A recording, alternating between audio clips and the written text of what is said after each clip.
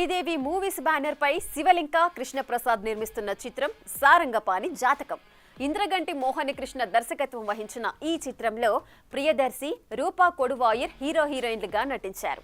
ఇక ఈ సినిమా ఈ నెల 25న థియేటర్లోకి రానున్న సందర్భంగా మూవీ ట్రైలర్ను రిలీజ్ చేశారు మూవీ మేకర్స్.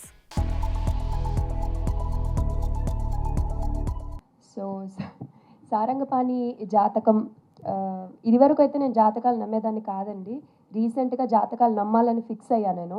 బికాజ్ సినిమా జాతకరీత్యా 25కి ఎట్లా సెట్ అవ్వాలో, ఏది రాసి పెట్టుందో అదే జరుగుతుంది అన్నట్టుగా 25కే సినిమా వస్తుంది. అండ్ నేను ఎక్కడో విజయవాడలో డాక్టర్గా ప్రశాంతంగా హాస్పిటల్లో వర్క్ చేద్దామంటే నన్ను తీసుకొచ్చి ఇక్కడ యాక్టర్గా పెట్టేశారు. సో అన్ని జాతకంలో ఎక్కడో రాసి పెట్టేసినాయి ఆల్రెడీ అని రీసెంట్గా తెలుసుకున్నాను. సో అట్లనే మా సారంగపాణి జాతకం ఎలా ఉందో మీరు 25th ఏప్రిల్న థియేటర్లో చూసి మా అందరినీ మీరు కూడా ఎంజాయ్ చేస్తారు. అతని జాతకంలో ఉన్న ట్విస్ట్లు, ఆ గ్రహాలు, అవి చేసే కామెంట్లు అవన్నీ చూసి మీరు కూడా ఎంజాయ్ చేస్తారని కోరుకుంటున్నాను. ఫస్ట్ మా ప్రొడ్యూసర్ గారి గురించి చెప్పాలి. I would say is like a good cop and మా సురేష్ గారు is like a bad cop. ఇద్దరి పర్పస్ ఒకటే, కానీ కొందరు చాలా మమకారంతో చెప్తారు, ఇంకో పర్సన్ కొంచెం బాధ్యతతో చెప్తాడు. మీరు కోర్ట్ మూవీ చూస్తుంటారు. క్లైమాక్స్లో ప్రియదర్శి తన ఫస్ట్ కేస్ కోర్టులో మొత్తం చేసిన తర్వాత కూడా ఆయనకు చాలా పెద్ద అచీవ్మెంట్ అది.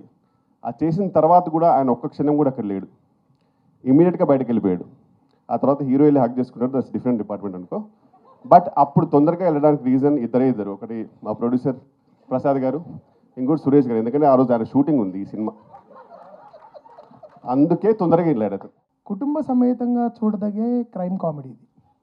సో సాధారణంగా నేరం అనేది జరిగినప్పుడు కొంచెం భయపడచ్చేమో అని అనుకుంటారు. అలా కాకుండా చాలా అందంగా, అంటే మా ప్రయత్నం ఏంటంటే ఒక నేరాన్ని కూడా ఒక హాస్యరసం జోడించి, అంటే ఒక ఉద్దేశాన్ని కూడా హాస్యరసం జోడించి ఎంత బాగా మనం చేయడానికి మేము ప్రయత్నించాము. అద్భుతమైన నటులతో నటించే అవకాశం ప్రతిసారి మంచి యాక్టర్స్ చేసినప్పుడు ఐ ఎంజాయ్ థరలీ. అండ్ ముఖ్యంగా మంచి తెలుగు మాట్లాడగలిగే వాళ్ళతో.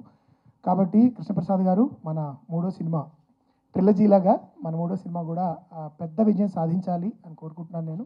మనదాకా సారంగపాణి జాతకం ఒక్కటే ఉంటే బాగుంటుంది అనిపించింది, కానీ వీళ్ళతో వర్క్ చేసినప్పుడు ప్రతిసారి అనిపించేది ఇంకోసారి సెకండ్ వర్షన్ ఉంటే కూడా బాగానే ఉంటుంది, ఇంకొకటి ఒక సీక్వెల్ లాగా అనిపించే అంత ఇది ఉండింది. So it was fun working with them. And also మీరు ట్రైలర్ మీ అందరికీ నచ్చిందా?